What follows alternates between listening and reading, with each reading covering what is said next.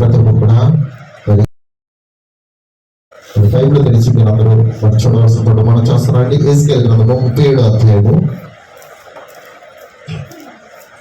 5వ వచనం నుంచి నేను చదువుతున్నాను. మరి చూడవలసిన ప్రతి ఒక్కరు మీ బైబిల్ తెరిచి చూడండి, వాక్యాన్ని గౌరవించండి. అందరూ కూడా లేచి నిలబడి వాక్యాన్ని చదువుతాం. అటు తర్వాత కూర్చుని వాక్యం విందాం. హల్లెలూయా. నేను చదువుతున్నాను, చూడండి. ఈ ఎముకలకు ప్రభు అయిన యెహోవా సెలవిచ్చినదేమనగా, మీరు బ్రతుకున్నట్లు నేను మీలోనికి జీవాత్మను రప్పించున్నాను. చర్మము కప్పి మీకు నర్మమునిచ్చి మీ మీద మాంసం పొదిగి చర్మం మీ మీద కప్పెదను. మీలో జీవాత్మ నుంచిగా మీరు బ్రతుకుదురు. అప్పుడు నేను యెహోవాని ఉన్నానని మీరు తెలుసుకుందురు. ఆయన నాకు ఇచ్చిన ఆజ్ఞ ప్రకారం నేను ప్రవచించుచుండగా గడగడమను ధ్వని ఒకటి పుట్టెను. అప్పుడు ఎముకలు ఒకదానితో ఒకటి కలుసుకొనును. నేను చూచుచుండగా నరములను మాంసములు వాటి మీదకు వచ్చెను. వాటిపైన చర్మము కప్పెను. అయితే వాటిలో జీవాత్మ ఎంత మాత్రము లేకపోయాను. అప్పుడు ఆయన నరపుత్రుడా, జీవాత్మ వచ్చినట్లు ప్రవచించి ఇట్లను, ప్రభువైన యెహోవా సెలవిచ్చినదేమనగా, జీవాత్మ నలుదిక్కుల నుండి వచ్చి అదులైన వీరు బ్రతుకున్నట్లు వారి మీద ఊపిరి విడుము. ఆయన నాకు ఆజ్ఞాపించుడుగా నేను ప్రవచింపగా జీవాత్మ వారిలోనికి వచ్చెను. వారు సజీవులే, లేచి లెక్కింప సఖ్యము కానీ మహా సైన్యమే నిలిచేది. ఈ పరిశుద్ధ దేవుడు దీక్షను కాక దయచేసి అందరూ మరి కూర్చుందామండి. హల్లెలూయా, హల్లెలూయా, హల్లెలూయా. మరి ప్రతి ఒక్కరు కూడా మరి దయచేసి పాత నిబంధనలో 719 పేజీ అండి. 719, 18, 19 కూడా ఉంది కదా. 719 పేజీ పాత నిబంధనలు. మరి బైబిల్ తెరిచి మరి చదువుకున్న ప్రతి ఒక్కరు కూడా చూడకపోవడం మనం చేస్తున్నాను. హల్లెలూయా. ఎంతమంది ఆయన్ని ప్రేమిస్తున్నారు ఇక్కడ? ఎంతమంది ఆయన స్వరం వినాలనుకున్న ఆశ కలిగి ఉన్నారు? హల్లెలూయా. ఆయన అద్భుతమైన కృప ఇక్కడ మనకు తోడుగా ఉన్నది. ఆయన నమ్మదగిన వాడు, ఆశ్చర్యకరుడు, ఆలోచనకర్త, ఓ నిత్యుడు తండ్రి, సమాధానకర్తకు అధిపతి అని ఆయనకు పేరు ఉన్నది. హల్లెలూయా. ఈ రోజున మనం చదువుకునే లేఖనం, ఈ ఎముకలకు ప్రభువైన యెహోవా సెలవిచ్చినదేమనగా, మీరు బ్రతుకున్నట్లు నేను మీలోనికి జీవాత్మను రప్పించుచున్నాను. హల్లెలూయా. ఆమేన్. నిజమేనా? మనలోనికి జీవాత్మను తీసుకొచ్చి వాడు ఎవరండి? ఆమేన్. జీవం అంటే ఏంటి చెప్పాలి? జీవం అంటే ఏంటి? జీవం అంటే చలించింది, చలనం కలిగినదే జీవం ఉన్నది. ఈ మైక్కి జీవం ఉందా? అంటున్నారా? ఆ కనబడే సెల్ ఫోన్ కానీ మీరు కూర్చునే కుర్చీలకి జీవం ఉన్నదా? లేదు. కేవలము జీవం కలిగి ఉన్నది ఏంటంటే చలించున్నది. హల్లెలూయా. దయచేసి మరి చూడండి, ఒకసారి మనం ఆ యొక్క మాటలు మరలా చదువుకుందాం. ఈ ఎముకలకు ప్రభువైన యెహోవా సెలవిచ్చినదేమనగా, మీరు బ్రతుకున్నట్లు నేను మీలోనికి జీవాత్మను రప్పించుచున్నాను. బ్రతకాలంటే ఏం కావాలి ఇప్పుడు మనకి? చెప్పాలి అందరూ కూడా. బ్రతకాలంటే జీవాత్మ కావాలి. మనిషి పుట్టడం ముఖ్యమైనది కాదు, కానీ ఆ పుట్టిన వ్యక్తిలోనికి జీవం లేకపోతే ఆ వ్యక్తి ఏమై ఉన్నాడు చెప్పాలి? హల్లెలూయా. ఆ జీవం, ఆ యొక్క వ్యక్తి మరణమై ఉన్నాడు. ఈ రోజున మనం క్రైస్తవుడుగా పుట్టుడు కాదు, కానీ తిరిగి జన్మించాలి. నా మాటలు ఎంతమందికి అర్థమవుతున్నాయి? తిరిగి జన్మించాలి. తిరిగి జన్మించకుండా నీవు జీవాత్మను పొందుకోకుండా అసలు నువ్వు ఆ రాజ్యంలోకి వెళ్ళడం అసంభవం. ఆమేన్, ఆమేన్. హల్లెలూయా. సహోదరులారా, ఎంతమందికి అర్థమవుతుంది మాకు? ఆమేన్, ఆమేన్. ఎండిన ఎముకలకు జీవము గల శక్తి ఆయనకున్నది. ఎండిన ఎముకలలో సత్తువు కలిగించే శక్తి ఆయనకున్నది. అది కేవలము ఆయన మాట ద్వారా కలుగుతుంది. ఆయన పలుకుగా సమస్తము కలిగాయి. ఈ సృష్టి ఆయన పలుకుబడిన మాట ద్వారా కలిగిందని ఎంతమంది నమ్ముతున్నారు? సైన్సిస్టులు కూడా అంటున్నారు ఏమంటే ఇది శబ్దము ద్వారా కలిగినది. నిజమేనా? ఈ రోజు మనకున్న సైన్స్ కేవలం నేను నాశనంలోకి తీసుకెళ్ళడానికి ఉపయోగపడుతుంది, కానీ ఆ సైన్స్ ఏం చెప్తుందో ఒకసారి ఆలోచించు. వారే తికమకైపోతున్నారు, వారే తికమకపడిపోతున్నారు. కారణం ఏంటో తెలుసా? వారు బైబిల్ దగ్గరికి వచ్చి చూస్తే బైబిల్ సమస్తం వారు బోధిస్తారు. హల్లెలూయా, హల్లెలూయా. ప్రతిది కూడా శబ్దం ద్వారా పుట్టిందని చెప్తున్నారు. నిజమేనా? ప్రతిదీ దేని ద్వారా పుట్టిందండి? శబ్దం. అన్యుల విశ్వాసం ఏంటంటే ఊ అని శబ్దం వచ్చింది, అప్పుడే ఈ సృష్టి కలిగింది. అంటే ఊ అనే శబ్దం కూడా రావాలంటే ఏం కావాలి? దానికి వాయిస్ కావాలా లేదా? ఊ అనే శబ్దం కావాలంటే ఏం కావాలి? ఇప్పుడు వాయిస్ కావాలి. వాయిస్ కావాలంటే అక్కడ ఒక జీవం కలిగిన ఒక వ్యక్తి కావాలా, లేకపోతే జీవం కలిగిన ఒక పర్సన్ అక్కడ ఉండాలి. అమ్మే పర్సన్ లేకుండా ఊ అనే శబ్దం ఎక్కడి నుంచి వస్తుంది? హల్లెలూయా. కాబట్టి ఇప్పుడు గమనించండి, యోబుతో ఈ విషయాలను చెప్పాడా లేదా? యోబుతో చెప్పాడా? ఈ సముద్రములకు అడ్డగడ్డలు వేసినప్పుడు నువ్వు ఎక్కడున్నావు? యోబు నువ్వు ఎక్కడున్నావు? ఈ భూమికి కొరతలు వేసినప్పుడు నువ్వు ఎక్కడున్నావు? సోదరులారా, సోదరులారా, ఈ సముద్రాలకి అడ్డుగడలు వేసినప్పుడు, ఈ భూమికి పునాదులు వేసినప్పుడు, ఈ జగత్తుకి పునాదులు వేసినప్పుడు నువ్వు ఎక్కడున్నావు? ఆమేన్. హల్లెలూయా. ఆయన ఏం చెప్తున్నాడో తెలుసా? ఉదయ నక్షత్రంలో ఏకంగా కూడి పాడినప్పుడు, ఈ సృష్టికి పునాది వేసినప్పుడు దేవుని కుమారుడు, అక్కడ రాయబడిన మాట అంటే దేవదూతలందరూ రాయబడింది. నేను చదవాలంటే యోబు గ్రంథము 37 అధ్యాయంలో విషయాలు ఉంటాయి. దేవదూతలందరూ జయధ్వనులు చేశారంట. ఏంటి జయధ్వనులు అంటే? చప్పట్లు కొట్టారు. చప్పట్లు కొట్టాలంటే ఇప్పుడు అక్కడ జీవం ఉండాలి. ఇప్పుడు ఆ జీవం ఎవరంటే ప్రభువైన యేసుక్రీస్తే. ఇప్పుడు ఆ జీవం ఎవరంటే ఆయనే ఉన్నాడు. ఆయనలో ఉన్న ఆయన భాగము ఇప్పుడు జయధ్వనులు చేస్తుంది, చప్పట్లు కొడుతుంది. ఈ భూమికి పునాది వేసినప్పుడు చప్పట్లు కొడుతుంది. ఈ భూమికి నీటి బాప్తిస్మిచ్చినప్పుడు చప్పట్లు కొడుతుంది. ఈ భూమికి ఆయన సముద్రానికి అడ్డుగడలు వేసినప్పుడు చప్పట్లు కొడుతుంది. మరి చప్పట్లు కొడుతుంది ఎవరో తెలుసా? ఆయన యొక్క జీవమే. మరి ఆ జీవం ఎవరో? అది నీవే కాదా? ఆయనలో ఉన్నది నీవు కాదా? అందుకే స్పష్టంగా దేవుడు మాట్లాడు, యోబు నువ్వు ఎక్కడున్నావు? నీవు అక్కడే ఉన్నావయ్యా. ఈ భూమికి పునాది వేసినప్పుడు అక్కడే ఉన్నావు.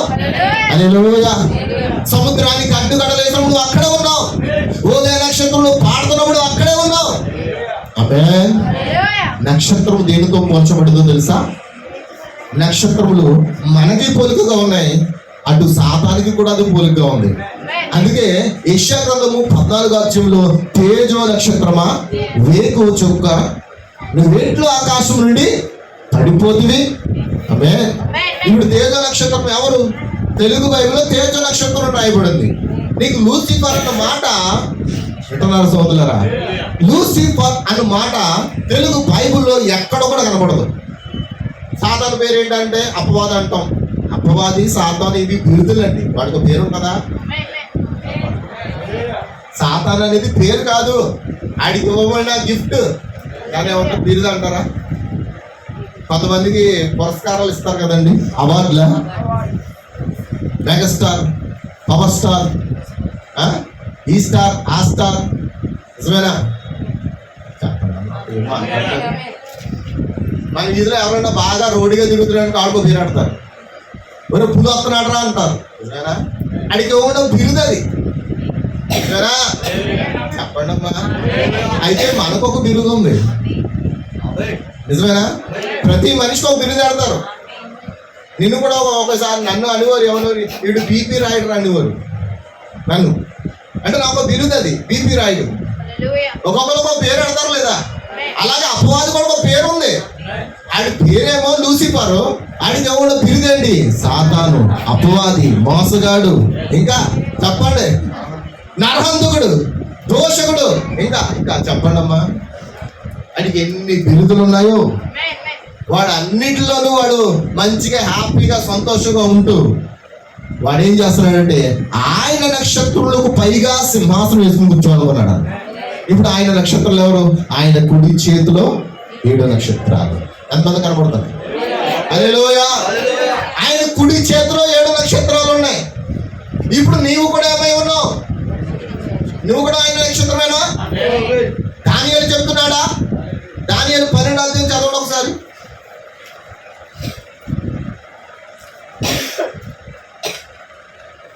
హల్లెలూయా.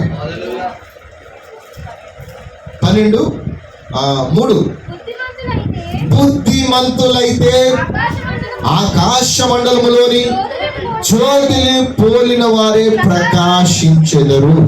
హల్లెలూయా. బుద్ధిమంతులైతే ఆకాశ మండలములోని జ్యోతులను పోలిన వారే ప్రకాశించెదరు. ఇప్పుడు బుద్ధిమంతులు ఇక్కడ ఉన్నారా? బుద్ధి గల కన్యక ఎక్కడ ఉన్నదా? ఆమేన్. ఇప్పుడు నీవు ప్రకాశించాలంటే నీకో ప్రకాశం కావాలి. నా మాటలు అర్థమవుతున్నాయండి? నువ్వు ప్రకాశించాలంటే నీకు ప్రకాశం కావాలి. ఎవరో ప్రకాశం అంటే మన నీతి సూర్యుడు అని యేసుక్రీస్తు. మీకు తెలుసండి, చంద్రుడు తనకు తానుగా కాంతినీయుడు. ఎందుకో తెలిసింది సైన్స్ అమ్మా. ఇక్కడ ఉన్న ప్రతి ఒక్కరికి మీకు అర్థమవుతుందా? చంద్రుడు తనకు తానుగా ప్రకాశించుడు. మరి ఎలా ప్రకాశిస్తాడు? సూర్యుని వెలుగును తీసుకుని ఈ చంద్రుడు ఎంతైతే సూర్యుడు వెలుగునిస్తున్నాడో అంత కాంతిని అది తీసుకుని సాయంకాల సమయంలో ఆ రాత్రి కాలం మనకి వెన్నెలుగా ప్రకాశిస్తాడు. హల్లెలూయా. ఆ వెన్నెల అసలు రోజులు ఎలా కనిపెట్టారంటే సూర్యుడు బట్టి కాదు. చెప్పాలి రోజులు పౌర్ణమి, పాడ్యమి, ఇంకేమో ఉన్నాయి కదండి. ఇవన్నీ దేని ప్రకారం కనిపెట్టారు? అమావాస్య చంద్రుని బట్టే. ఎందుకంటే అది సూర్యుని కాంతిని ఎంతైతే స్వీకరిస్తుందో అంతగా అది ప్రకాశిస్తుంది. హల్లెలూయా. ప్రకృతిలోనే సమస్త వాక్యములు పెట్టాడు దేవుడు. అందుకే మనకు 3 బైబిళ్ళు ఉన్నాయి. ఎంత తెలుసు? 3 బైబిల్ ఈ కాల్పురాలు చెప్పాడు. శూన్యంలో దాని ఏమంటారు? దాన్ని అంతరిక్షంలో ఒక బైబిల్. నిజమేనా? స్పేస్. నిజమేనా? నక్షత్ర రాసుల గురించి చెప్పాడా? మృగశిర నక్షత్రం గురించి బైబిల్లో ఉన్నదా? కన్యక రాశి గురించి బైబిల్లో ఉన్నదా? ఇప్పుడు నక్షత్రములు ఎక్కడ ఉంటాయి? స్పేస్. అది స్పేస్ లో ఒక బైబిల్ ఉన్నది. మరియు ప్రకృతిలో ఒక బైబిల్ ఉంది. ఆ పిరమిడ్ ఒక బైబిల్ అయి ఉన్నది. ఆమేన్. ఆయన ప్రేమ ఉన్నాడు. ఇప్పుడు నీ చేతిలో అక్షరార్థంగా రాయబడిన ఒక బైబిల్ ఉన్నది. 3 బైబిల్ ఇచ్చాడు దేవుడు. అందుకే ఇప్పుడు వాక్యాన్ని చూడాలంటే మనం ఏం చేయాలంటే ఆకాశంలో ఉన్న వాటిని చూడాలి, మరియు ప్రకృతిలో ఉన్న వాటిని చూడాలి. నిజమేనా? ఇప్పుడు అక్కడ ఏసుకెళ్తే దేవుడు చెప్తున్నాడు, ఆ లోయలోకి వెళ్ళు. లోయలోకి ఆత్మ నడిపించిందా? సోదరులారా, లోయలోకి ఆత్మ ఇప్పుడు ఎత్తుకుని పోయి ఏసుకెళ్ళి అక్కడ దింపిందంట. దింపినప్పుడు ఆ లోయలో ఏమున్నాయి? ఎండిపోయిన ఎముకలు ఉన్నాయి. ఎండిపోయిన ఎముకలు ఎవరంటే అది ఇశ్రాయేలుకు సాదృశ్యంగా ఉన్నది. ఎవరు వారంటే దేవుని మీద తిరుగుబాటు చేసి. ఆమేన్. వారు ఒకప్పుడు మహాసైన్యముగా ఉన్నారు. దేవుడు అంటే భక్తిగా జీవించారు. ఎప్పుడైతే తిరుగుబాటు చేశారో వారు ఆ లోయలో చంపబడ్డారు. హల్లెలూయా. ఇవన్నీ ఎస్కేలు ప్రవచన రూపంగా చెప్పాడండి. ప్రవచనం. నిజమేనా? హల్లెలూయా. ఆ లోయలో ఎప్పుడైతే ఆ యొక్క ఎండిన ఎముకలు ఇప్పుడు మొత్తం అన్ని కూడా అక్కడ పడి ఉన్నాయో, ఇప్పుడు దేవుడని యెహోవా ఎస్కేల్ని ఆ లోయలోకి తీసుకెళ్తున్నాడు. హల్లెలూయా. ఇప్పుడు ఎస్కేలుతో దేవుడు చెప్తున్నాడు, ఇప్పుడు పలుకు. స్పోకెన్ వర్డ్, నువ్వు పలుకు. పలికితే కార్యం జరుగుతుంది. ఎంతమంది విశ్వసిస్తున్నారు? పలికితే కార్యం జరుగుతుంది. ఎస్కేలే కాదు, ఇప్పుడు వధువు పలికిన కార్యాలు జరిగే సమయంలో మనం వచ్చున్నాం. ఇది 3వ ఈడుపు పరిచర్యలోకి వెళ్ళిపోతున్నాం మనం. మొదటి పరిచర్య హృదయ రహస్యములు బయలుపరుచుట, అంటే దాని స్వస్థతలు అంటారు. మొదటి పరిచర్య ఏంటంటే మొదటి ఈడుపు స్వస్థతలు. 2వ ఈడుపు హృదయ రహస్యాలు బయలుపరచుట. హృదయ రహస్యాలు అంటే యేసుక్రీస్తు ఆ సుఖరానుభావ దగ్గర ఉన్న స్త్రీతో మాట్లాడుతున్నప్పుడు ఆమె చేస్తున్న ప్రతి కార్యం చెప్పేశాడా? చెప్పాలి. హల్లెలూయా. ఇప్పుడు 3వ ఏడుపు అంటే కేవలం అది వాక్యం తెరవబడడం. వాక్యం తెరవబడినప్పుడు సంఘంలో కొంతమంది ఉండలేరు. వాక్యం తెరవబడుతున్నప్పుడు సంఘంలో కొంతమంది ఉండలేరు. స్వస్థతల కొరకు కొంతమంది ఉంటారు. హృదయ రహస్యాలు చెప్తున్నానుకో ఆ పాస్టర్ని జ్యోతిష్యుడు చేస్తారు. నిజమేనా? చెప్పండి. జ్యోతిష్యం చెప్పించుకోవడానికి కూడా వస్తారు. పాస్టర్ మా జీవితంలో ఏం చేస్తుందో చెప్పండి. హృదయ రహస్యాలు చెప్తారంట కదా. నిజమేనా? కానీ ఈ 2ని దాటి ఇప్పుడు వాక్యం 3 ఈడుపులోకి వచ్చింది. హల్లెలూయా. ఇప్పుడు వాక్యం తెరబడుతున్నప్పుడు ఆ వాక్యం మీతో మాట్లాడుతున్నప్పుడు ఎండిన ఆ యొక్క ఎముకల్లోంచి జీవమును దేవుడు పంపిస్తున్నాడు. ఆ ఎండిన ఎముకలకు జీవాన్ని దేవుడు పంపిస్తున్నాడు. వింటున్నారా? అయితే ఆ లోయలో ఉన్న వారందరూ దేవుని మీద తిరుగుబాటు చేసి ఒక రోజున మహాశ్రమంలో ఉన్న వారే చచ్చిపోయారు, కుళ్ళిపోయారు. నిజమేనా? ఉత్తి ఎముకలు మిగిలాయి అక్కడ. ఈ రోజున కూడా ఈ కాలంలో దాన్ని చూస్తున్నప్పుడు, ఇప్పుడు ఈ లోకంలో, లేకపోతే లోయ అంటే లోకం, ఈ ప్రపంచంలో ఆయన పిల్లలుగా పిలువబడిన ప్రతి ఒక్కరిలో కూడా జీవం లేదు. వారు ఆయన దృష్టికి ఎలా కనబడుతున్నారు? ఎండిపోయిన ఎముకల వల్ల కనబడుతున్నారు. ఇది నా మాట కదమ్మా, ఇది దేవుని మాట. ఎంత సోదరులారా, ప్రతి ఒక్కరు ఎండిపోయిన ఎముకల వల్ల ఆయన దృష్టికి కనబడుతుండే. అప్పుడు దేవుడు ఎస్కేలు లేపి ఎలాగూ స్వార్థను పంపించి ఆ యొక్క పలుకుబడిన మాట ద్వారా ఆ ఎండిన ఎముకలకు జీవాన్ని ఇచ్చాడు. ఇప్పుడు మనకు కూడా ఒక ఎస్కేలు పంపించాడు, అతనికి ఒక దర్శనం ఇచ్చాడు. అతని ద్వారా ఇప్పుడు చచ్చిన వారిలోంచి ఇప్పుడు మనం సపరేట్ చేస్తున్నాడు, మనకి జీవాన్ని ఇస్తున్నాడు. ఎండిపోయిన ఎముకలను మనం తిరిగి లేపుతున్నాడు. ఎండిపోయిన ఎముకలు సమకూర్చబడేటప్పుడు ఏం కావాలి? శబ్దం వస్తుంది. సోదరులు ఎక్కడ ఉన్నారా? ఎముక ఒకటే ఎముక. చూడండి, మా అమ్మగారిని మేము ఎముక గూడు తప్పిపోయి బయట మీద పెడుతున్నాం. హాస్పిటల్ తీసుకెళ్ళినప్పుడు ఆ యొక్క ఎముక ఆ గుళ్ళో పడేయడానికి డాక్టర్ ఏం చేస్తాడు? ఆపరేషన్ అన్నా చేయాలి, లేదా బలవంతంగా దాన్ని అందులో పడేటట్లు చేస్తారు. అంటే ఆ చేతిని వాళ్ళు టెక్నిక్గా అందులో పడేస్తారు. పడేసినప్పుడు ఏమొస్తుంది? కరెక్ట్ మన శబ్దం ఉంటుందా లేదా? నీ కాలు ఇరిపోతే నీ శబ్దం వస్తుందా? నీకు తెలిసిపోద్ది. నిజమేనా? కాబట్టి ఎముకలు ఒకదానితో ఒకటి ఇలా కలుస్తున్నప్పుడు ఏమవుతుందంటే శబ్దం వస్తుంది. కానీ ఎముకలన్నీ అతికిన తర్వాత ఇంకా అందు మీదకి ఏమొస్తుందంటే నరమలు వస్తున్నాయంట. మనం నేర్చుకున్నాం, నరమలు అంటే నీతీకరణ. హల్లెలూయా, ఆమేన్. ఆ వ్యక్తికి ఏమో వస్తుంది? నరమలు వస్తున్నాయి. అటు తర్వాత ఏమొస్తుంది? మాంసం వస్తుంది. నిజమేనా? మన బాడీలో ఏముందండి? హ్యూమన్ బాడీలో ఏముంది? మాంసం ఉంది, నరములు ఉన్నాయి. హల్లెలూయా. అటు తర్వాత దేవుడు వాటి మీద చర్మమును కప్పాడు. అంటే ఇప్పుడు ఇవన్నీ ఎలా చెప్పుకొచ్చాడంటే ప్రకృతిని చూపిస్తే చెప్పాడు. హల్లెలూయా. బైబిల్లో ఉందండి. మొదట ఎండిన ఎముక మీదకి నరములు వస్తున్నాయి. అటు తర్వాత దాని మీద మాంసం పెడుతున్నాడు. అటు తర్వాత చర్మం దాని మీద పొడుగుతున్నాడు. మరి మనిషి రెడీ అయిపోయినట్టేనా? జస్ట్ మనిషి అలా జస్ట్ కనబడుతున్నాడు అంతే. కానీ అతడు ఊపిరిగా ఉండాలంటే ఏం కావాలి? ఆమేన్. ఈ మూడు కార్యాలు ఒకేసారి జరిగాయి, కానీ ఈ కార్యం చివరిలో జరుగుతుంది. అక్కడ ఒకసారి చదువుతాం, అదే మాట చదవండి ఒకసారి. యేసయ్య 37:5 చదవండి. ఈ ఎముకలకు ప్రభువైన యెహోవా సెలవిచ్చినదేమనగా, బ్రతుకునట్లు నేను మీలోనికి జీవాత్మను రప్పించుచున్నాను. చర్మము కప్పి మీకు నరములను మాంసములు ఇచ్చి పొదిగి చర్మము మీ మీద కప్పెదును. మీలో జీవాత్మ నుంచిగా మీరు బ్రతుకుదురు. అప్పుడు నేను యెహోవాను ఉన్నానని మీరు తెలుసుకుందరు. అప్పుడు ఏం జరిగిందంట? ఆయన నాకు ఇచ్చిన ఆజ్ఞ ప్రకారము నేను ప్రవచించుచుండగా, పలుకుచుండగా, వింటున్నారా? ఆ ప్రవక్త పలుకుచుండగా ఏం జరిగిందంట? ఎండిన ఎముకలన్నీ ఒకదానికి ఒకటి అతుక్కుంటాయంట. గడగడమండి శబ్దం వస్తుందంట. నా మాటలు అర్థమవుతున్నాయా? ఒక లోయలో కొన్ని వేల బాడీలు ఉన్నాయి, అవన్నీ ఎండిపోయాయి, ఎముకలే మిగిలాయి. ఎముకలు కూడా ఇరిగిపోతాయి లేవా? చెప్పండమ్మా, జాయింట్లు ఊడిపోతాయి లేవా? మీ బాడీ జాయింట్లు ఊడిపోతాయా? మన బాడీ జాయింట్లు ఊడిపోతాయా? మాంసం నరములు ఉన్నప్పుడే అవి సేఫ్గా ఉంటాయి. మాంసం నరములు అయిపోయిన తర్వాత ఆ ఎముకలు ఒకదానికొకటి లూజ్ అయిపోయి ఆ సమాధి చెవిన బాడీ యొక్క ఎముకలు అలా వదిలిపోతాయి. అవునా? ఇప్పుడు అక్కడ ఎప్పుడైతే ప్రవచింపగా అక్కడ ఆ యేసయ్యను పలకగా ఆ పలుకుబడిన మాట ఆ ఎముకల్లోనికి వెళ్ళి ఎముకలు ఒకదానికొకటి గడగడబట్టు హల్లెలూయా. ఓ ధ్వని ఒకటి పుట్టాను. అప్పుడు ఎముకలు ఒకదానితో ఒకటి కలుసుకోను. నిజమేనా?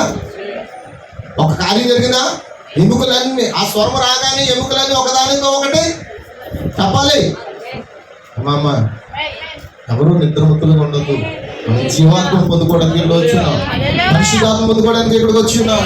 అందుకే దేవుడు తన వాక్యమును మనకి ఇచ్చినప్పుడు మనము కూడా ఆ శబ్దంతో నిలబడాలి. ఆ ఎముకలు ఎప్పుడైతే ఆ స్వరం విన్నాయో ఒకదానికి ఒకదాన్ని కలుసుకుంటున్నాయి. నేను చూచుచుండగా నరములు మాంసము చెప్పాలి వాటి మీదకి వచ్చెను, వాటిపైన చర్మము కప్పెను, అయితే వాటిలో జీవాత్మ ఎంత మాత్రము లేకపోయింది. అంటే మొదటి కార్యం ఏంటి? ఎముకలు కలుసుకున్నాయి, చర్మం వచ్చింది, నరములు వచ్చాయి, మాంసం వచ్చింది, మరలా దేవుడు దాని మీద చర్మం కప్పుతున్నాడు. ఆమేన్ ఆమేన్ ఆమేన్. ఓ గ్లోరీ హల్లెలూయా. ఎప్పుడైతే చర్మం కప్పాడో జీవాత్మ వెంటనే రాలేదంట. జీవాత్మ అతను లేకపోయాను. దేవుడు మొదటగా ఆది కాలంలో 2వ అధ్యాయంలో దేవుడు నరుడు సృష్టించినప్పుడు మట్టిని తీసుకున్నాడు. నిజమేనా? హల్లెలూయా. ఆ మట్టితో మనల్ని చేశాడు. ఆయన ఎముకలు చేశాడా లేదా చెప్పాలి. మట్టిలోంచి ఏమొచ్చాయి? ఎముకలు వచ్చాయి. అటు తర్వాత మాంసం వచ్చింది, మీట్ అంటారు దాన్ని, మాంసం వచ్చింది. తర్వాత నరమములు వచ్చాయి. ఆమె తర్వాత చర్మాన్ని పైన పొదిగాడు. అంతా ఓకే అయిపోయింది. ఇంకా అయిపోయిన తర్వాత ఆ వ్యక్తిని పని చేసుకోమని చెప్తాడు దేవుడు. ఎందుకంటే అతను కదలాలంటే ఏం కావాలి చెప్పండి అమ్మా అందరూ గట్టిగా? జీవం కావాలి. ఇప్పుడు 4వదే జీవం. 3 కార్యాలు జరిగితే జీవం కాదు, 4వ కార్యం జరిగితే పలుకుబడ్డ మాట ద్వారా 4వ కార్యం నీలోకి వస్తే అప్పుడు జీవం ఆటోమేటిక్గా నీలోకి వస్తుంది. అందుకే నీతికరణంతోను శుద్ధీకరణంతోను పరిశుద్ధాత్మ బాప్తిసంతో అయిపోలేదు, అది చర్య. హల్లెలూయా. అందుకే ప్రకృతిలో చూపిస్తున్నాడు దేవుడు. ఒక వృక్షం గురించి మనం నేర్చుకున్నాం కదా. సోదరులారా, వధువు వృక్షము పునరుద్ధరించుటకు వర్తమానంలో ఆయన చెప్పిన మాటలు నేను చదువుతున్నాను, శ్రద్ధగా వినండి. హల్లెలూయా. ఆమేన్ ఆమేన్. చదవమంటారా? గ్లోరీ. ఎంతమంది చదవమంటారు? హల్లెలూయా హల్లెలూయా. దేవుని అద్భుతమైన కృప మనకు తోడుగా ఉన్నదా? ఆమేన్. ఈ రోజున ఆయన వాక్యం మనతో మాట్లాడుతున్నప్పుడు సంతోషిస్తున్నావా సహోదరుడా? వింటున్నారా?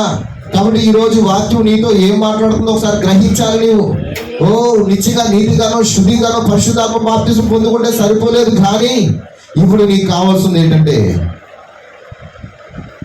ఏం కావాలి? జీవం కావాలి. హల్లెలూయా. వధు వృక్షం యొక్క పునరుద్ధరణ అనే వర్తమానంలో 4 అంతకులు దానిని తీసుకున్నారు. ఏంటండి? 4 అంతకులు చెప్పారు కదా.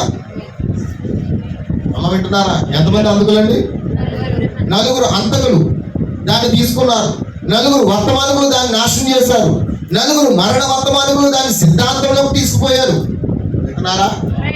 ఆ కాలంలో కోరాహు, అబ్రాము, దాతాను, బిలాము ఇశ్రాయేలు ప్రజలు మోసం చేసి వాళ్ళ మీద చర్మం లేకుండా, మాంసం లేకుండా, నరమం లేకుండా, వారి జీవం పొందుకోకుండా వారిని మరణానికి అప్పగించిన ఆ 4 వర్తమానికులు వారిని పాడు చేస్తే దేవుడు ఆ కాలంలో వారి కొరకు మోషేను, అహరోను, యెహోషువను, కాలేబును పంపించి మరలా పునరుద్ధరిస్తున్నాడు. హల్లెలూయా. అలాగే యేసుక్రీస్తు కాలంలో మనం చూచాం 4 వర్తమానికులు ఉన్నారు. మరణ వర్తమానికులు ఎవరు? వారి సంఘాన్ని మోసం నడిపిస్తున్న వారు. వాళ్ళు కూడా ఆ సంఘంలో ప్రజల్ని ఎముకలు గూడుగా మార్చేశారు. ఎముకలు గూడు ఎలా తయారైందో చూడండి. దాన్ని కూడా మార్చడానికి కారణం ఎవరంటే శాస్త్రులు, ఫరిసీయులు, సద్దుకాయులు. ఉన్నారా?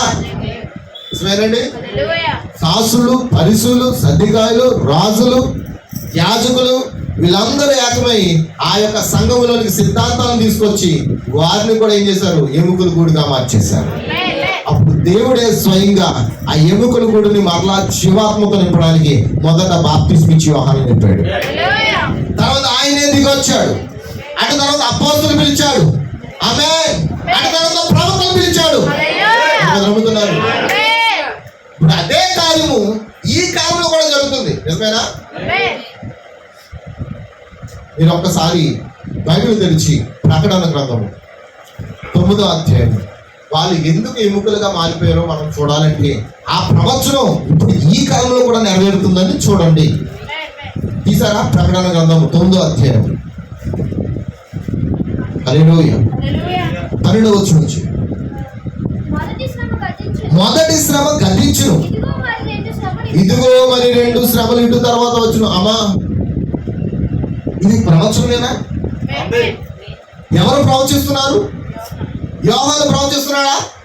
సోదరులారా, మరి ఇక్కడ ఉన్నారా? ప్రవచనం ఇది. ఏంటి అంటే 3 శ్రమల గురించి ఇక్కడ రాయబడ్డాయి. ఎన్ని శ్రమలు? 3 శ్రమలు. మొదటి శ్రమ గ్రహించును, ఇదిగో 2 శ్రమలు ఇటు తర్వాత వచ్చును.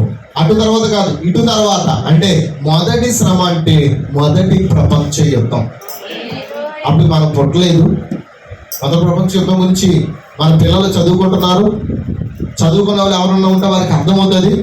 మొదటి ప్రపంచ యుద్ధంలో ఏ బాంబులు వాడారో, ఎలాంటి పరికరాలు వాడారో, ఎలాంటి యుద్ధ ట్యాంకర్లు వాడారో నీకు నాకు తెలియదు, కానీ బైబిల్ మనకు చెప్తుంది. బైబిల్లో ఉన్నాయండి యుద్ధ ట్యాంకర్లా ఉన్నాయి బైబిల్లో. వింటున్నారా? మొదటి శ్రమ గతించింది, ఇటు తర్వాత 2 శ్రమలు వచ్చును. తర్వాత వెంటనే ఏం జరిగిందంటే 2వ శ్రమ కూడా మొదలైపోయింది. 2వ ప్రపంచ యుద్ధం జరిగిందా? Second war. చదువుకున్న వాళ్ళకి తెలుసా ఎప్పుడు జరిగింది సెకండ్ వార్?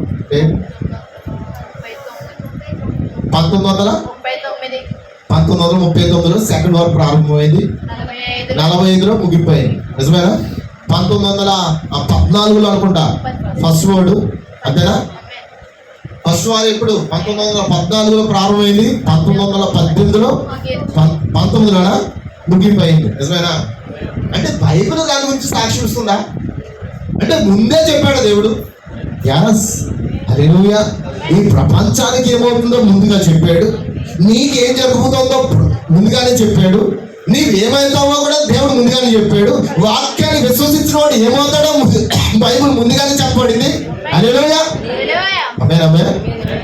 మొదటి శ్రమ మొదటి ప్రపంచ యుద్ధం, 2వ శ్రమ 2వ ప్రపంచ యుద్ధం, 3వ శ్రమ 3వ ప్రపంచ యుద్ధం. ఇప్పుడు మనం ఏ ప్రపంచ యుద్ధం కొరకు ఎదురు చూస్తున్నాం? ఈ ప్రపంచంలో ఇప్పుడు టీవీ వార్తలు కూడా ఏమన్నారు? 3వ ప్రపంచ యుద్ధం వచ్చేసేలా ఉంది.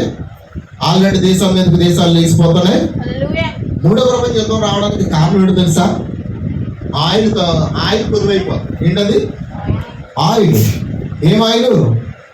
పామ్ ఆయిల్ కాదు, క్రూడ్ ఆయిల్, పెట్రోల్, డీజిల్. ఇంకా ఎప్పుడైతే అవి తక్కువైపోయో ఇప్పుడు 3వ ప్రపంచ యుద్ధం, 3వ ప్రపంచ వార్ స్టార్ట్ అవుతుంది. ఎందుకంటే ఆయిల్ కోసం. నిజమేనా? ఇప్పుడు కూడా యుద్ధం దేనికోసం జరుగుతుంది? ఆయిల్ కోసమే. ఇప్పుడు క్రైస్తవులకి వింటున్నారా సోదరులారా? నామకాద క్రైస్తవులకి గొడవలు ఎందుకు వస్తున్నాయి? చెప్పండి. నూనె కోసమే. బుద్ధి గల కనీకి బుద్ధి లేని కనీకి గొడవ ఎందుకు వచ్చింది? అందరు ఇక్కడ ఉన్నారా? హల్లెలూయా. బుద్ధి లేని కనీకి బుద్ధి గల కనీకి ఎందుకు వచ్చింది గొడవ? నూనె కోసం గొడవ. అదే నూనె ఇమ్మని మా దగ్గర శారదయ్య ఇల్లు కొనుక్కోవడమన్నారు. అవునా? ఇంతలోనే పిండి కుమారుడు వచ్చాడు, వాళ్ళని ఇప్పుడు వారు ఎందుకు జరుగుతుంది? వాళ్ళకి మనకి నువ్వేమంటావంటే యేసు క్రీస్తునామములో బాప్తిస్మని నూనె తీసుకొస్తారు. వాళ్ళు అంటారు కుదరదు, తండ్రి కుమార పితాపుత్ర ఇదే అని వాళ్ళు తీసుకొస్తారు. నువ్వంటావు ప్రభు రాత్రి భోజనం ఇది రాత్రే తీసుకోవాలని ఆయిల్ తీసుకొస్తావు. వాళ్ళు అంటారు దేవుడికి సమయం కుదరగా సాయంకాలం ఇచ్చుకున్నాడు ఆయన, మనకి సమయం ఉంది కదా ఎప్పుడైనా ఇచ్చుకోవచ్చు అంటూ వాళ్ళు ఏం చేస్తారు? యుద్ధం తీసుకొస్తుంటారు. హల్లెలూయా. బైబిల్లో యుద్ధాలు జరిగాయా? అబ్రహాము తవ్వించిన బావుల కొరకు యుద్ధాలు జరిగాయా? అబ్రహాం తవ్వించిన బావులా? చదువుకున్న విన్నాం కదండి వాక్యం. అబ్రహాం ఎన్ని బావులు తవ్వించాడు? 4 బావులు తవ్వించాడు. నిజమేనా? అబ్రహాం 4 బావులు తవ్వించాడు. ఇప్పుడు మనం 4వ వర్తమానం కింద ఉన్నామా? అబ్రహాం బావుల గురించి గొడవలు జరిగాయా? బావుల కోసం గొడవలా? ఎందుకు? వీళ్ళు కాపర్లకు గొడవ ఎందుకు? నీళ్ళ కోసం. ఈ గొర్రెలు ఆకలి తీర్చుకోవాలంటే దాహం తీర్చుకోవాలంటే నీళ్ళు కావాలి. ఆమేన్. అయితే నీళ్ళ కోసం గొడవ. లోతుకు కాపలకి, అబ్రాహాము కాపలకి గొడవ ఏంటి? నీళ్ళ కోసమేనా? చెప్పాలంటే ఇక్కడ నీళ్ళ కోసం గొడవ. అబ్రాహామే ఉన్నాడు, ఒరే నాయన నీకు దన్నం, నువ్వు తూర్పుకి వెళ్ళిపోతావు, వెళ్ళిపో. నువ్వు తూర్పుకి వెళ్తా, నేను పొడవకి వెళ్ళిపోతా.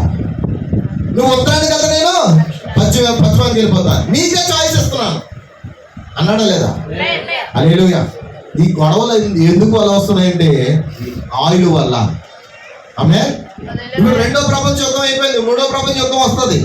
ఇప్పుడు మూడో ప్రపంచ యుద్ధంలో ఇండియా ఏమో యెరూషలేముకు సపోర్ట్ చేస్తుంది. నిజమేనా? ఎందుకంటే యెరూషలేము మహాపట్టణము, అది దేవుని యొక్క నివాస స్థలమే. యెరూషలేమును చూసి ఎవరైతే దీవించబడతారో అని చెప్తారో వారు దీవించబడతారని చెప్పాడు. యెరూషలేము తట్టు తిరిగి ఎవరైతే ప్రార్థన చేస్తారో వారి ప్రార్థన దేవుడు ఆలకిస్తారని చెప్పాడు. ఇప్పుడు యెరూషలేము అంటే ఇప్పుడు ఎక్కడో ఉన్న ఆ యొక్క యెరూషలేము కోసం కాదు దేవుడు చెప్పేది. నూతన యెరూషలేమైన సీయోను కుమార్తె నిన్ను గురించి దేవుడు చెప్పాడు. హల్లెలూయా. నిన్ను ప్రేమించేవారు ప్రేమింపబడదు, నిన్ను క్షమించేవారు క్షమింపబడదు, నిన్ను దూషించేవారు వారు దూషించబడదు, నిన్ను కొట్టువారు వారు కొట్టబడదు. నీకు ఏది చెయ్యాలని వారు ఆరాట పడుతున్నారో వారు అదే పొందుతున్నారు. చెప్పబడతారా? అందుకే దేవుడు మరలా ఏం చేయాలనుకున్నాడంటే ఎండిన ఎముకలకు జీవానివ్వాలి. హల్లెలూయా. అందుకే ఏమన్నాడంటే నలుగురు మరణ వర్తమానికులు వచ్చి ఏం చేస్తారంటే సిద్ధాంతంలోకి తీసుకుపోయారంట. ఆమె నలుగురు నీతిమంతులైన వర్తమానికులు వచ్చారు. ఎవరు? మార్టిన్ లూథర్, జాన్ వెస్లీ, అటు తర్వాత పెంతెకోస్తులో సైమన్, అతను సీమోను. అతని ద్వారా వరాలు వచ్చాయి. ఉంటున్నారా? పరిశుద్ధాత్మ వరాలు. అజూషా వీధి ఎంతమంది చూశారు? ఇక్కడ సెల్ ఫోన్ ఉన్న వాళ్ళు మీరు వ్యర్థమైన వాటిని చూడకండి, అప్పుడప్పుడు మంచి వాటిని కూడా చూడండి, మీరు మంచి పిల్లలు కదా అని చెప్పాను నేను. నిజమేనా? అజూషా వీధి అని నెట్ లో టైప్ చేస్తే మీకు అక్కడ మొత్తం ఇష్టం అవుతుంది. 1906లో అజూషా వీధిలో ఆ పెంతెకోస్తు పండుగ దినము దిగిన అదే పరిశుద్ధాత్మని ఒక ఇంట్లోకి దిగొచ్చింది, ఒక పాకలోకి దిగొచ్చింది. అంటున్నారు సోదరులారా, గట్టిగా చెప్పగలుగుతాను. అయితే చూడండి, 6వ దూత బూర ఊదినప్పుడు దేవుని ఎదుట ఉన్న సువర్ణ బలిపీఠం యొక్క కొమ్ముల నుండి ఒక స్వరము యూఫ్రటీస్ అను నది యొక్క బంధింపబడి ఉన్న నలుగురు దూతలను వదిలిపెట్టమని బూర పట్టుకుని ఉన్నారు. ఆ 6వ దూతతో చెప్పుకుంటుంది. ఎంతమంది దూతలండి? కనబడిందండి? వాక్యం మీ కంటికి కనబడుతుందా? అక్కడ ఎంతమంది ఉన్నారు? నలుగురు దూతలు. ఎవరు వీళ్ళు? ఏం చేయాలంట? వీళ్ళు వచ్చి మనుషుల్లో 3వ భాగం సంహరింపవాలని అదే సంవత్సరమున, అదే నెలలో, అదే దినమున, అదే గంటకు సిద్ధపరచబడి ఉండిన ఆ నలుగురు దూతలు వదిలిపెట్టబడి ఆల్రెడీ వారు వదిలిపెట్టబడ్డారు. వాళ్ళు ఎంతమంది అనుకున్నారు? గుర్రపు రౌతుల సైన్యము లెక్క 20 కోట్లు. ఎంతమంది అండి?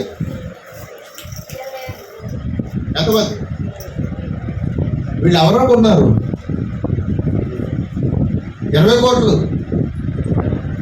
ఇయ్యాలండి, వదిలిపెట్టబడ్డారంట. ఇక్కడ వదిలిపెట్టబడ్డ నలుగురు దూతలు ఎవరు చెప్పనా? ఈ కాలప్రోత వాటి కోసం చెప్పబోతే ఈ రోజున క్రైస్తవ ప్రపంచానికి వాళ్ళు ఎవరో కూడా తెలియదు. అంటే బైబిల్లో రాయకూడదు, మనకెందుకులేండి, మనం చదువుకుంటూ వెళ్ళిపోతామంటారా? అలా చదువుకుని వెళ్ళిపోతే అక్షరం నిన్ను చంపును, ఆత్మ మాత్రం నిన్ను జీవింపచేయను. ఈ దూతలు మొదట శ్రమ గతించిన తర్వాత వదిలిపెట్టబడ్డారు. ఎంతమందికి అర్థమవుతుంది అన్నమాట? మొదటి శ్రమ గతించిపోయిన తర్వాత, అంటే మొదటి ప్రపంచ యుద్ధం అయిపోయిన తర్వాత. నిజమేనా? మీరు ఆమె చెప్పాలి. మీకు అందరికి అర్థమవుతుందా? మొదటి ప్రపంచ యుద్ధం అయిపోయిన తర్వాత వదిలిపెట్టబడ్డారంట. మరి నలుగురు దూతల గురించి బైబిల్లో ఎందుకు పేర్లు రాస్తాడు? రాయుడుగా నలుగురు దూతల గురించి రాశాడు కానీ పేర్లు రాయలేదు. కానీ ఇప్పుడు చెప్పమంటారా, ఎవరి కోసం వారిని దేవుడు విడుదల చేశాడు తెలుసా? నలుగురు దూతలు యూదుల కోసం. వాళ్ళు ఏమన్నారు? ఈయన రక్తం మా మీద. అందరూ కూడా నాకు చెప్పండి అమ్మా, మీకు తెలుసు కదా ఆ వాక్యం, మీకు తెలుసు కదా. ఈయన రక్తం మా మీద, మా పిల్లల మీద ఉండిన కాదని చెప్పిన ఆ యొక్క 30 సంవత్సరాలకి టైటస్ అనే చక్రవర్తి వచ్చి క్రీస్తు 70లో టైటస్ అన్నవాడు వచ్చి యూదులు ఊచకోత కోసాడు, గర్భాలు చీల్చాడు, గర్భిణీ స్త్రీల యొక్క గర్భాలు చీల్చాడు, దేవాలయంలో యాజకత్వం చేస్తున్న పాస్టర్లను చంపేశాడు. దేవాలయంలోనికే వచ్చి యెరూషలేము దండల చేత చుట్టబడి మొత్తం నాశనం అయిపోయింది. వాళ్ళు కోరుకున్నారు కదా, మా మీద కోరుకుంటే బాగుండు. వాళ్ళు కోరుకున్నది ఏంటి? మా మీద, మా పిల్లలు. అంటే ఈ భూమి అంతమైన వరకు కూడా అది తెప్పం తప్పు. ఎవరైతే ఆయన మీద ఎప్పుడైతే తిరుగుబాటు చేసి ఆయన రక్తం మా మీద, మా పిల్లల మీద ఉండని కాకని కోరుకున్నారో, ఇప్పుడు కాదు, ఎప్పుడు దాకా తెలుసా? రాకడి అయిపోయినంత వరకు, మహాశ్రమలు వచ్చేంత వరకు కూడా వారు శోధించబడతారు. ఎవరు వాళ్ళు? యూదులు. అందుకే ఇప్పుడు యుద్ధాలు జరుగుతున్నాయి కదా. యుద్ధాలు దేనికి? సమకూర్చడానికి. 6వ దూత బోర ఊదుతున్నాడు. బోర దేనికి సాదృశ్యం అంటే? యుద్ధానికి. బోర దేనికి సాదృశ్యం అంటే? సమకూర్చడానికి. ఇప్పుడు అంజూర చెట్టు చిగురించబడాలంటే, అంజూర చెట్టు అది పొదగబడాలంటే ఇప్పుడు ఏం చేయబడాలి? చెప్పండి, ఏం చేయబడాలి? సమకూర్చాలి. సమకూర్చాలంటే ఊరికే వస్తారేంటి? బాధిక పేరాలు. హల్లెలూయా. ఇశ్రాయేలు ప్రజలు ఆ దేశాల్లోకి ఈ దేశాల్లోకి వెళ్ళిపోయి పాతికిపోయారు. ఎందుకంటే వాళ్ళకున్న జ్ఞానం అలాంటిది, వాళ్ళకున్న తెలివి అలాంటిది. ఎందుకంటే దేవుని యొక్క పన్ను లేకుండా వాళ్ళు. ఇప్పుడు అన్ని దేశాల్లో పాతికిపోయారు. యుద్ధాలు తీసుకొస్తాయి కాదు, వారి దేశంలో విడిచిపెట్టి పారిపోరు. వింటున్నారా? శ్రీలంక వదిలేసి ఇప్పుడు పారిపోయి వస్తున్నారు ఇప్పుడు వలసలో. నిజమేనా? ఎందుకు అమ్మా? శ్రీలంక ఏమైంది? శ్రీలంక? స్టూడెంట్స్ మీకు చెప్తారా? శ్రీలంకలో చెప్పారేమో చెప్పారా? చెప్పలేదా? అసలు వాటి గురించి చెప్పలేదా? ఈ మధ్యలో శ్రీలంకలో ఏమైందమ్మా? ఎలాంటి కరువు? చాలా దారుణమైన కరువు. హల్లెలూయా. ఎందుకు వచ్చిందా కరువు? బోర ఊదబడింది. హల్లెలూయా. ప్రతి దేశంలో ఉన్న ఆ యొక్క యూదులు తన సొంత దేశానికి వెళ్ళిపోవాలి ఇప్పుడు. ఆమేన్. ఎండిన ఎముకలు చిగురించబడాలన్నా, జీవింపచేయబడాలన్నా ఆయన స్వరానికి అది లోబడాలి. సోదరులారా, హల్లెలూయా. అందుకే ఇప్పుడు 4 దూతలు పంపించాడంట. ఎప్పుడు? మొదటి ప్రపంచం అయిపోయిన తర్వాత పూర్ల పండుగ వర్తమానంలో ఈ కాలంలో చెప్తాడు. ఏమన్నాడంటే 4 దూతలు ఎవరు కాదు కానీ హిట్లర్ గురించి ఎంతమంది ఉన్నారు? హిట్లర్, స్టాలిన్, తర్వాత ముస్సోలిన్, తర్వాత రూజ్వెల్ట్. అమెరికా అధ్యక్షుడు అతడు రూజ్వెల్ట్. అంటున్నారా? Hitler, Stalin, Mussolini, Roosevelt. ఈ 4 నియంత్రణ వచ్చి ప్రపంచాన్ని వారు అదుపులో పెట్టుకోవడానికి ప్రయత్నం చేశారు. ఆ సమయంలోనే హిట్లర్ ఏం చేశాడంటే యూదుల్ని ఊచకోత పోసాడు. గ్యాస్ ఛాంబర్ లో పెట్టి చంపాడు. గ్యాస్ ఛాంబర్ లో పెట్టి గ్యాస్ ఓపెన్ చేసి చంపాడు. తిండి తిప్పలు మానేసి వాళ్ళని బంధించి చంపాడు. రకరకాలుగా చంపబడ్డారు. అయితే సహోదరులారా, అందులో కొంతమంది దేవుని చేత ఎన్నిక చేయబడి వారు రక్షించబడడానికి దేవుడు వారి మీద ఉగ్రతను తీసుకొస్తే కొంతమంది తప్పించబడ్డారు. వాళ్ళందరూ యెరూషలేముకు పారిపోతారు.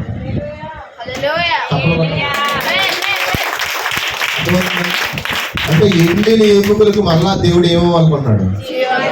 వారు ఎండిపోయారు, వారు శోధించబడ్డారు. మహాసైన్యంగా ఉండవలసిన వారు చెదిరిపోయారు, వారు చెదరగొట్టబడ్డారు. ఇప్పుడు దేవుని వాక్యం వారిని తిరిగి ఏం చేస్తుంది? ఒక అంజూరపు చెట్టు వలె సమకూరుస్తుంది. హల్లెలూయా. ఇది సమకూర్చబడే కాలమేనా?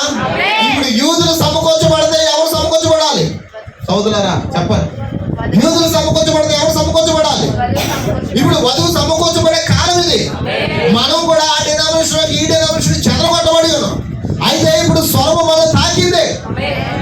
తాకిన ఆ స్వరమును మనం లోబడి ఇప్పుడు జీవాన్ని పొందుకోవడానికి ఎక్కడైతే ఆ జీవం ప్రకటించబడుతుందో అక్కడ సమకూర్చబడతాం. హల్లెలూయా. హల్లెలూయా. ఎంతమంది వాక్యం అంతా ఉంది.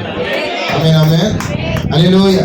సోదరులారా, ఆ 4 దూతలు అర్థమైనప్పుడు 1900 ఆ యొక్క మొదటి ప్రపంచం ఎప్పుడైంది? 1919 నవంబర్ 11. అది రెండో ప్రపంచ యుద్ధం అనుకుంటా ఆగిన డేట్. నిజమేనా? నవంబర్ 11 గంటలకి 11 నిమిషాలకి అయిందంట యుద్ధం. అక్కడ రాయబడిన మాట ఉందండి, అదే గంటకు, అదే రోజు, అదే గంటకు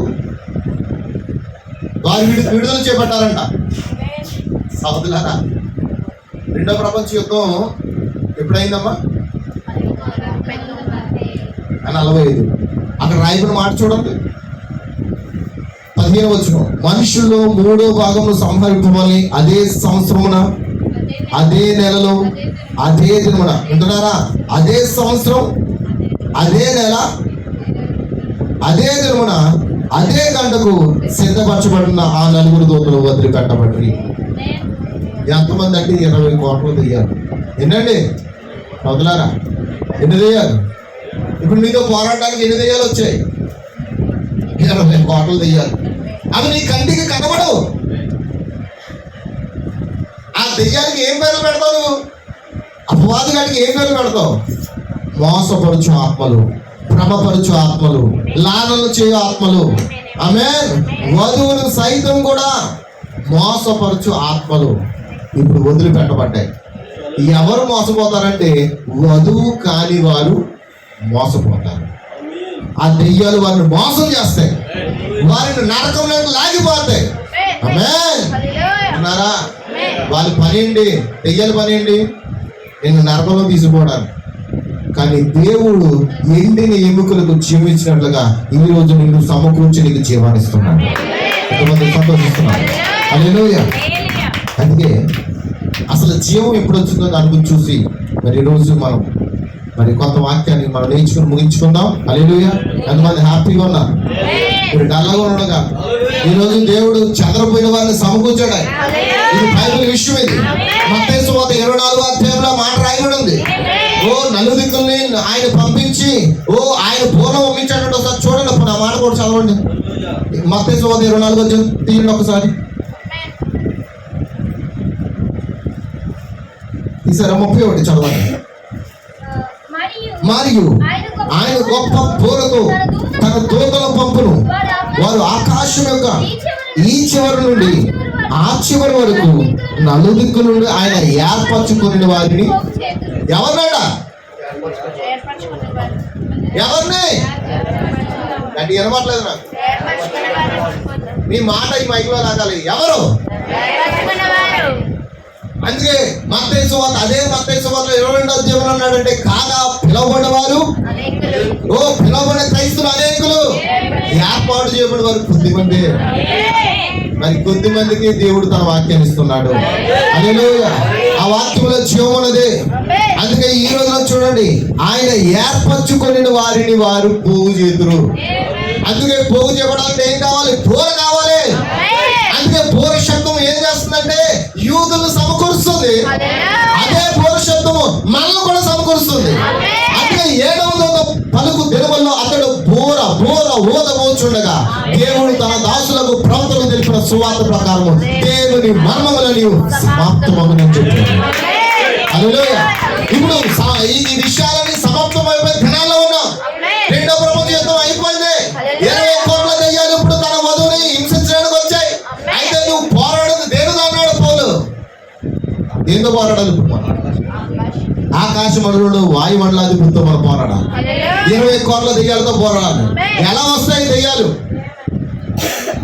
తెల్లని చీర కట్టుకుని, తల ఎరబోసుకుని, ఎర్రని కళ్ళు ఎట్టుకుని, నల్ల కాటుకెట్టుకుని, ఇంకా ఏంటి పెద్ద నాలుగెట్టుకుని దగ్గరికి వస్తుందా? ఎలా వస్తుంది? నీ భార్య ద్వారానో, నీ భర్త ద్వారానో, నీ కొడుకు ద్వారానో, నీ కుమారుల ద్వారానో, నీ కుమార్తెల ద్వారానో, నీ స్నేహితుల ద్వారానో, నీ పక్కనున్న వార్తలో వచ్చేస్తాడు. అయితే నువ్వేం చేయాలి? వాళ్ళతో పోరాడడం అంటే కొట్టడం కాదు.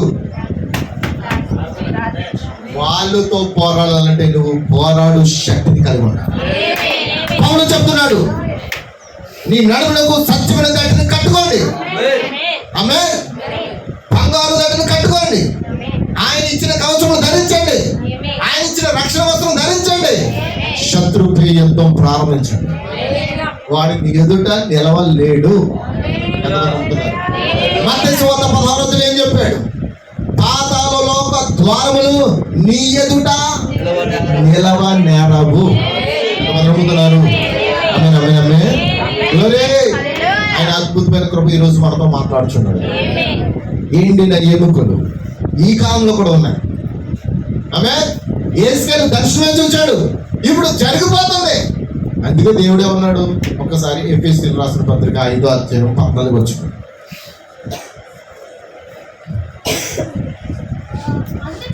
అందుచేత అందరూ తీసారా? బైబిల్ అందరూ తీసారండి? ఎఫెసీయులకు రాసిన పత్రిక 5 రాసుకోండి, టిక్ పెట్టుకోండి. చదువు పేజ్ నెంబర్ ఎంత? 57 అమ్మా, 176 అంటండి. కొత్త నిబంధనలో, కొత్త నిబంధన 176 పేజీ. చదువమ్మా. అందుచేత నిద్రించుచున్న నీవు మేల్కొని, అమ్మమ్మ, నిద్రించుచున్న నీవు మేల్కొని మృతుల్లో నుండి. నిద్రించుచున్నావు అంటే నువ్వు చచ్చిపోయావు, నీకు జీవం లేదు, నీ శరీరం కుళ్ళిపోయింది, నీ మాంసం కుళ్ళిపోయింది, నీ నరములు పాడైపోయాయి, కేవలం నువ్వు ఎముకలు కూడిగా మిగిలావు. అయితే నిద్రించుచున్న నీవు, చచ్చిపోయిన నీవు మేలుకొని మృతుల్లో నుండి లేవు. మృతుల్లో నుండి లేపాలంటే జీవం కావాలి, పలుకుబడే మాట కావాలి. లాజరు లేపిన అదే స్వరము ఈ రోజు ఆయన సంఘములో పడి చనిపోయిన వారిని ఇప్పుడు అదే స్వరం లేపుతుంది. లాజరు బయటకు రా, వారి కట్లు ఎప్పమని చెప్పాడు. కట్లు అంటే సిద్ధాంతాలు. ఈరోజు సిద్ధాంతాలు వదలపోతున్నారు జనాలు, ఆచారాలు వదలకపోతున్నారు, పండుగలు వదలలేకపోతున్నారు. ఆమేన్. నువ్వు వాటిని విడిచిపెట్టకుండా నువ్వు జీవగల వ్యక్తిని ఎలా చెప్పుకుంటావు? సిద్ధాంతాలు విడిచిపెట్టు, పండుగలు విడిచిపెట్టు, నలుగురు వర్తమానం తీసుకొచ్చిన ప్రతి ఆచారాన్ని విడిచిపెట్టు. ఎందుకో తెలుసా? నీకు జీవం ఇచ్చేవాడు ఒక్కడే, ఆయనే ప్రభువైన యేసుక్రీస్తు. ఎంతమంది ఆయన ప్రేమిస్తారు? ఎంతమంది ఆయన స్తుతిస్తారు? ఆమేన్, ఆమేన్. జీవం ఎప్పుడు ప్రారంభమైందో తెలుసా? ఆది కాండంలో ఒకసారి చూడండి. ఆది కాండం, హల్లెలూయా. ఆది కాండం 1వ అధ్యాయం, ఆది కాండం 1వ అధ్యాయం 20వ వచనం. దేవుడు జీవము కలిగి చలించు వాటిని జలములు సమృద్ధిగా పుట్టించిన గాకనియు, పక్షులు భూమిపైన ఆకాశ విశాలములు ఎగురు గాకనియు పలికిను. హల్లెలూయా. జీవం ఎప్పుడు వచ్చిందంటే ఆయన ఈ భూమిని సముద్రాన్ని వేరుపరిచినప్పుడు రాలేదు. వింటున్నారా సోదరులారా? ఆ భూమిలో విత్తనములు ఇచ్చినప్పుడు రాలే. ఆకాశంలో నక్షత్రములు సూర్యచంద్రులు చేసినప్పుడు రాలే. కానీ ఇప్పుడు ఎప్పుడు వస్తుందో తెలుసా? 20వ వచనంలో దేవుడు జీవం కలిగి చలించు వాటిని జలములు సమృద్ధిగా పుట్టించును గాక అని పలికెను. జీవం ఎప్పుడు ప్రారంభమైందంటే మొట్టమొదటిగా, వింటున్నారా, జలముల్లో ప్రారంభమైందంట. మళ్ళీ అర్థమవుతుంది. జీవం ఎప్పుడు ప్రారంభమైందండి? జలములలో జీవం ప్రారంభమైంది. మొదటగా సముద్రంలో జీవం ప్రారంభమైంది. ఎంతమంది నమ్ముతున్నారు? దేవుడు జీవం కలిగి చలించు వాటిని జలమును సమృద్ధిగా పుట్టించును గాక పలకగా ఆ ప్రకారం అయింది. అటు తర్వాత జీవం ఆకాశంలో, పక్షులు భూమి పైన ఆకాశంలో ఎగురుగాక పలికం. అటు తర్వాత మృగములు, ప్రాకు పురుగులు. నిజమేనా? ఇప్పుడు మీకు ఒక చిన్న విచిత్రాన్ని చెప్తున్నాను. మనిషి ఎప్పుడు వచ్చాడండి? 6వ రోజున వచ్చాడు. ఆమేన్. అతడు ఎవరంటే పలుకుబడిన మాట ద్వారా వచ్చిన వ్యక్తి. కానీ 6వ రోజున మట్టితో చేయబడిన వ్యక్తి రాలే. పలుకుబడిన మాట ద్వారా వచ్చిన వ్యక్తి వచ్చాడు.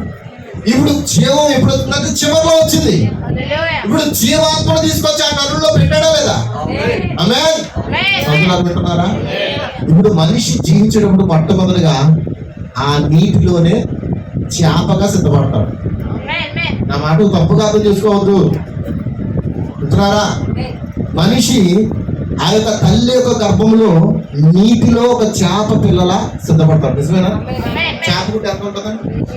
చిన్నది, చిన్న కలం వలె ఆ బిడ్డ ఎప్పుడైతే అందులోకి వచ్చాడో అటు తర్వాత అతనికి ఏమంటారు, ఆ యొక్క ఎముకలు కానీ, ఆ యొక్క మాంసం కానీ, నరములు కానీ అన్నీ ఏర్పాటు చేయబడతాయి. అన్నీ ఎక్కడ జరుగుతాయి?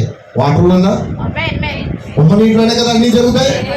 అటు తర్వాత రెండవ దశ, మళ్ళీ ఇప్పుడు ఆ బిడ్డ ఎక్కడ రావాలి? బయటికి రావాలి. హల్లెలూయా.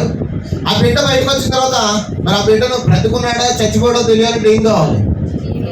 చెప్పండమ్మా, జీవాత్మ కావాలి. అందుకే జీవాత్మ ఎప్పుడు దిగొచ్చిందంటే 7వ కాలంలోనే దిగొచ్చింది. కడుపులో ఉన్న బిడ్డకు జీవం ప్రాణం ఉంటుంది కానీ ఆత్మ ఉండదు. అంటున్నారా? ఆ బిడ్డ బయటకు వచ్చిన తర్వాతే దేవుడు తనకు ఏర్పాటు చేసిన దూత ఆ బిడ్డలోకి వెళ్తాడు. కడుపులో ఉన్నంతసేపు ఆ బిడ్డ ఎలా ఉంటాడు? ప్రాణంతో ఉంటాడు అంతే కానీ చలించు వ్యక్తిగా ఉంటాడు కానీ జీవాత్మ లేదు. నిజమేనా? జీవాత్మ లేదు. జీవాత్మ ఎప్పుడు వచ్చింది? 7వ నెలలో భూమి మీద దిగి వస్తుంది. ఆ స్త్రీని వెంబడిస్తుందంట. ఆ స్త్రీ 7వ నెల ఎలా అయిపోతుందంటే మృదువుగా మారిపోతుంది. ఎంత పెంకి స్త్రీ అయినా, పొగరబోతు స్త్రీ అయినా 7వ నెల వచ్చేవాడికి ఏమైపోద్ది? ఎలా అయిపోద్ది? మృదువుగా మారిపోతాయి. కారణం ఏంటో తెలుసా? ఆ లోపల ఉన్న ఒక బిడ్డకి జీవాన్ని ఇవ్వాలనుకుంటుంది, ఒక బిడ్డకి జన్మనివ్వాలనుకుంటుంది. అందుకే 7వ నెలలోనే ఆ బిడ్డకి జీవం కిందకి వస్తుంది. అంతే కొంతమంది పిల్లలు 7వ నెలలో పుడతారు, కొంతమంది 8వ నెలలో పుడతారు, కొంతమంది అప్పటి వరకు ఆ యొక్క ఆత్మ ఆ తల్లిని వెంబడిస్తారు. 9వ నెల ఎప్పుడైతే కంప్లీట్ అయ్యి ఆ బిడ్డ బయటకు వస్తాడో ఆ ఆత్మ ఆ బిడ్డలో ప్రవేశిస్తాడు. సేమ్ అలాగే 7 సంఘకాలాల గుండా ఆయన వధువు ప్రయాణం చేస్తూ వచ్చింది జీవం లేకుండానే. ఆమేన్. మొదట జీవం ఉన్నది పౌలు గారి కాలంలో. ఆ జీవాన్ని ఆ యొక్క కాన్స్టెంట్ చక్రవర్తి కొంతమంది అధికారులు ఏం చేశారు? తీసివేసేసారు. నిజమేనా? అటు తర్వాత వారు ఎలా ఉన్నారంటే జీవం లేకుండానే ఉన్నారు. 7వ సంఘ కాలంలోనే దేవుడు పరిశుద్ధాత్మగా ఆ కాలంలో దిగొచ్చి ఇప్పుడు మరలా ఆయన బిడ్డలకు జీవాన్ని ఇస్తున్నాడు. నమ్ముతున్నారు? కాబట్టి ఈ రోజున మనం కూడా ఆ జీవాన్ని పొందుకోకపోతే మనం ఆ యొక్క ఎత్తబడిలో ఉండం. సోదరులారా, కాబట్టి గమనించండి, వాక్యాన్ని గౌరవించండి, వాక్యంతో సహవాసం చేయండి. ఆ జీవాత్మ మీలోనికి వచ్చుటకు మీరు ప్రార్థించండి. నీవు జీవించుచున్నావు కానీ బైబిల్ ఏం చెప్తుంది? నీవు జీవించుచున్నావని పేరు ఉన్నది కానీ నీవు మృతుడివే. నీవు జీవించాలంటే నీకు జీవాత్మ కావాలి. ఎంతమంది జీవాత్మ కొరకు ప్రార్థిస్తారు? ఎంతమంది జీవాత్మ కావాలని అడుగుతున్నారు? కాబట్టి ఆ యొక్క యోవేలు గ్రంథంలో చెప్పాడు 4 పురుగులు ఉన్నాయంట. 4 పురుగులు ఏంటి? దొంగల పురుగులు, పసర పురుగులు, మిడతలు, చీడ పురుగులు. ఈ 4 పురుగులు తినేసిన పంటను దేవుడు మరలా తిరిగిస్తానంటున్నాడు. ఆ 4 వర్తమానికులు పాడు చేసిన యొక్క సంఘాన్ని దేవుడు 4 వర్తమానులు పంపించి మళ్ళీ పునరుద్ధరిస్తున్నాడు. కాబట్టి 4లో ఏముందంటే జీవం ఉన్నది. 3లో ఆయన పరిపూర్ణుడు, 4లో ఆయన జీవం ఉన్నది, 7లో సంపూర్ణుడై ఉన్నాడు. కాబట్టి మనం దేని కొరకు ఎదురు చూడాలంటే 4వది జీవం. ఆమేన్. నిజమేనండి? మనిషి నీతికరణం పొందుకుంటున్నాడు, శుద్ధీకరణం పొందుకుంటున్నాడు, తర్వాత పరిశుద్ధాత్మ పొందుకున్నాడు. నిజమేనా అమ్మా? నావి చూస్తున్నారా? మన చెట్టు ఉందా? మొన్న కూడా చెప్తుంది, చెట్టు ఉంది, అది వేరులతో బయటకు వచ్చింది. ముందు విత్తనం నాటం, జీవం నాటం. నిజమేనా? భూమిలో పడి ఏమైంది? జీవం చచ్చిపోయింది. చచ్చిపోయిన తర్వాత అందులో జీవం వస్తుంది, కాండం వస్తుంది. ఆ కాండంలో ఏమున్నాయి? నరాలు ఉన్నాయి, చర్మం మొత్తం ఉంది, మాంసం మొత్తం ఉన్నది, పైన మళ్ళీ పెరడం ఉంది. సోదరులారా, అడ్డు తర్వాత ఏం జరిగిందంటే ఆకులు వచ్చాయి. ఆకులు వచ్చినాక మాత్రాన ఆ చెట్టు అయిపోయినట్టేనా? కాదు కాదు కాదు. ఆకులు ఏంటంటే పెంతుకొస్తూ సమానం. ఆకులు ఏం చేస్తున్నాయి? చప్పట్లు కొడుతున్నాయి, స్తుతిస్తున్నాయి, అరుస్తున్నాయి, గాలి వేస్తుండగా శబ్దాలు ఇస్తున్నాయి. అసలు ఇప్పుడు గట్టిగా గాలి ఇస్తుంది అనుకో, నీకు శబ్దం వినబడుతుంది, చెట్లు శబ్దం. దేని వల్ల వస్తుంది? అది కింద ఉన్న ఏరు వల్ల రావట్లేదు, కాండం వల్ల రావట్లేదు, లోపల ఉన్న నరం వల్ల రావట్లేదు. దేని వల్ల వస్తుంది? ఆకుల వల్ల వస్తుంది. ఈరోజు పెంతుకొస్తూ కూడా అలా ఆకుల వల్లే శబ్దాలు చేస్తున్నారు, గంతులు వేస్తున్నారు. అయితే అక్కడ అయిపోలేదు. ఏం కావాలి? దానికి ఫ్రూట్ కావాలి. ఫలం కావాలి. ఏదైతే విత్తనం చచ్చిపోయి అది మొలకెత్తిందో ఇప్పుడు చివరిలో అదే విత్తనాన్ని తీసుకురావాలి.